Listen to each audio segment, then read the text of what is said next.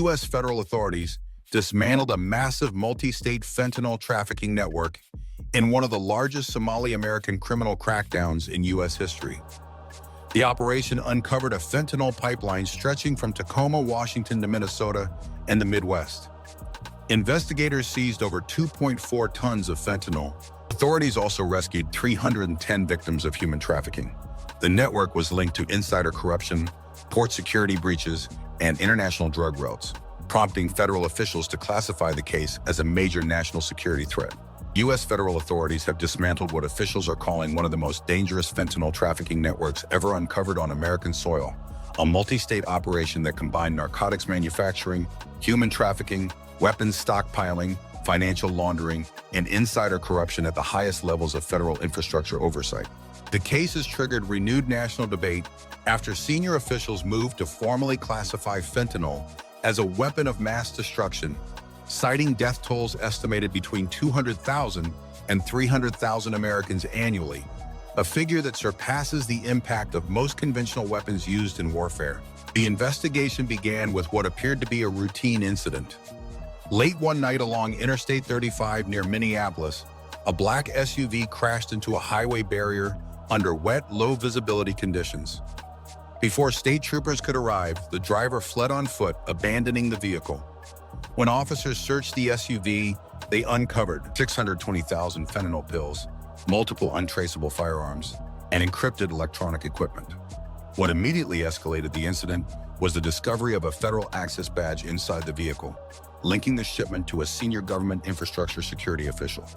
Within hours, federal agencies recognized the crash was not an isolated smuggling attempt, but a gateway into a sprawling criminal enterprise operating across Washington state, Minnesota, and multiple Midwest transport corridors. Just 36 hours later, a second discovery confirmed those fears. Police responding to a chemical odor complaint at a storage facility in St. Cloud, Minnesota, uncovered a fully operational clandestine drug laboratory. Inside were industrial pill presses, chemical processing equipment, ventilation systems, and raw fentanyl mixtures capable of producing millions of lethal doses. Accounting records recovered at the site showed systematic weekly production figures and shipment schedules, tying the lab directly to West Coast port activity. As investigators cross-referenced shipment approvals, customs exemptions, and port access records, a disturbing pattern emerged. Containers labeled as infrastructure or construction materials had bypassed inspections repeatedly during the same periods the syndicate moved large quantities of fentanyl inland. The approvals traced back to a single federal authority with oversight over port security exemptions. That individual was later identified as a senior Homeland Infrastructure security official with direct authority to approve inspection waivers, reassign customs teams, and temporarily disable surveillance systems under emergency pretexts. Evidence showed that these powers had been systematically abused for nearly 3 years. At the center of the operation were two brothers, twins, operating on opposite sides of public visibility. One functioned openly within federal systems, praised for reliability and administrative efficiency. The other operated in secrecy, directing a criminal syndicate later identified by investigators as a North Coast trafficking network. The operation reached its most violent phase in the early morning hours at the port of Tacoma. Federal agents launched a coordinated raid on a warehouse suspected of housing large-scale pill production and weapons storage. What they encountered exceeded all expectations.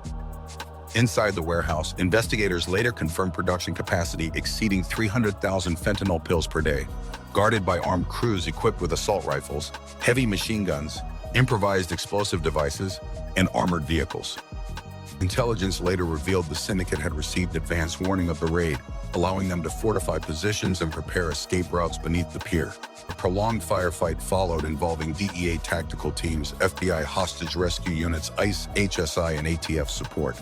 After more than a dozen minutes of sustained gunfire, flashbang deployments, and breaching maneuvers, agents secured the facility. Several suspects were wounded, others surrendered. Intercepting millions of lethal doses of fentanyl, methamphetamine, and cocaine, authorities removed a threat capable of causing thousands of deaths nationwide. Every shipment seized, every warehouse dismantled, and every lab shut down directly prevented overdoses that would have overwhelmed hospitals, emergency responders, and local communities. Officials emphasized that targeting the criminal networks themselves, rather than just street-level distributors, was essential to stopping the flow of drugs at the source, disrupting production, distribution, and financial systems simultaneously. The scale of the seized narcotics was unprecedented. Investigators reported finding fentanyl laced into counterfeit prescription pills, concentrated in powder form, and hidden in shipments designed to mimic legitimate trade. Even small quantities of fentanyl can be fatal, meaning the seizures represented millions of potential fatalities. By removing these drugs from the streets, authorities effectively saved lives that would have otherwise been lost to overdoses. Law enforcement officials stressed that the operation was a decisive blow to the cartel's industrial-scale poisoning of communities. Beyond the immediate public health impact, the operation exposed deep vulnerabilities within institutions tasked with enforcing the law. Corruption, negligence, and collusion were revealed at multiple levels. Federal, state, and local investigators identified officials who had facilitated cartel operations through bribes, willful blindness, or active participation in smuggling and distribution. This included county sheriffs, border inspectors, and federal law enforcement officers who were complicit in concealing shipments, providing intelligence, or obstructing investigations. The scale of the internal compromise was alarming, demonstrating how criminal organizations could embed themselves within the very systems designed to stop them. Federal prosecutors and oversight bodies acted swiftly, filing charges against officials found complicit in facilitating cartel activity. Investigators emphasize that accountability extends far beyond street-level operatives. Anyone using positions of authority to enable criminal enterprises will face justice. These prosecutions aim not only to punish wrongdoing, but to restore confidence in institutions critical to public safety. Authorities made clear that no badge, title, or office provides immunity from the law when used to abet organized crime. The surge operation also highlighted the sophistication of modern cartel operations. The Sinaloa and CJNG cartels are no longer simple street gangs. They function as multinational enterprises with corporate-like structures, logistics networks, financial managers, chemists, and armed enforcers. They operate across borders, coordinating production, transportation, money laundering, and enforcement with precision. Understanding this complexity was essential for law enforcement to plan and execute a successful nationwide strike. Agents had to dismantle overlapping supply chains, seize financial assets, and neutralize internal collaborators all at once. One of the most critical elements of the operation was interagency coordination. Northern Command and local task forces worked in complete synchronization. Surveillance data, financial analysis, and intelligence from multiple sources were compiled into a unified operational plan. This level of coordination ensured simultaneous raids across 21 metropolitan areas, leaving the cartels no opportunity to relocate, destroy evidence, or warn accomplices. The meticulous planning, real-time communication, and precise execution of each strike demonstrated a new level of law enforcement capability against organized crime. The financial aspect of the operation was as significant as the physical seizures. Cartels funneled millions of dollars through shell companies, cryptocurrency exchanges, and legitimate businesses, disguising illegal revenue as lawful investments. Real estate, car dealerships, nightclubs, and import-export businesses were used to launder money while sustaining ongoing criminal operations. By tracing and seizing these assets, authorities disrupted the financial backbone of the cartels, ensuring that arrests alone would not allow the networks to rebuild quickly.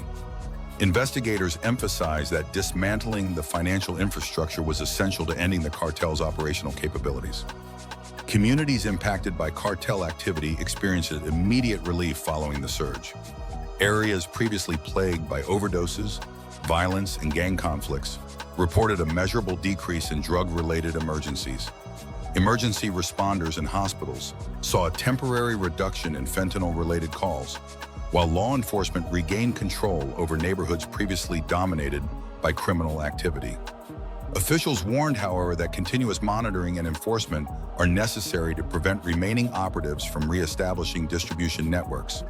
Human trafficking linked to the cartels was also uncovered during the operation.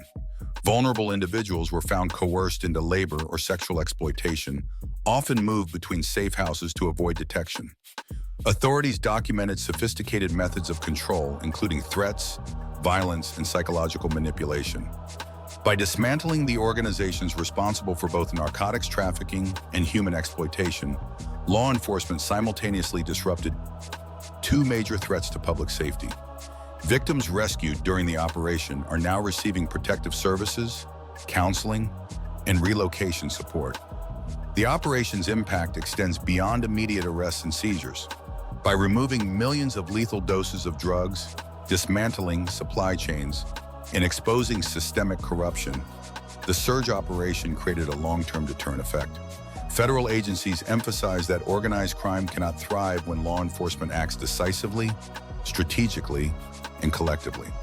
The operation demonstrated the value of intelligence-led policing, financial investigations, and cross-agency collaboration in confronting criminal organizations that operate like multinational corporations.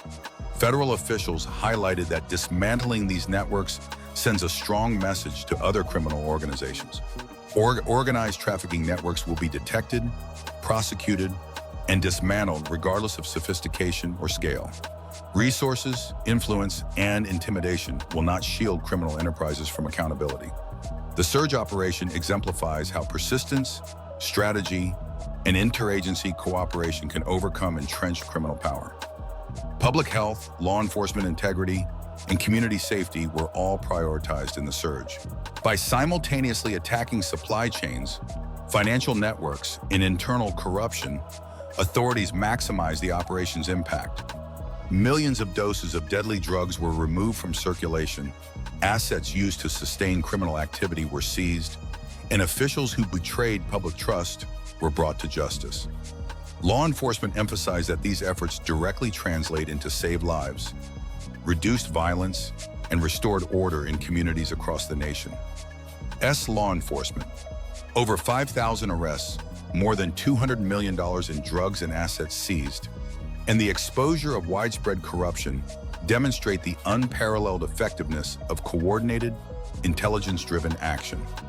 Officials confirmed that the dismantling of cartel infrastructure, including labs, warehouses, transportation networks, and financial hubs, significantly reduces the operational capacity of the Sinaloa and CJNU cartels. The operation also serves as a template for future national enforcement efforts against organized crime. Authorities reinforced that the operation is not an endpoint, but part of a sustained effort. Continuous monitoring, investigation, and enforcement remain essential to prevent the resurgence of criminal networks.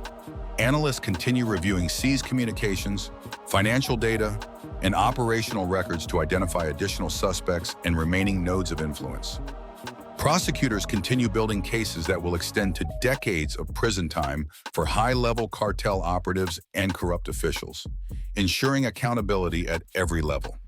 The surge also underscored the importance of public support and cooperation.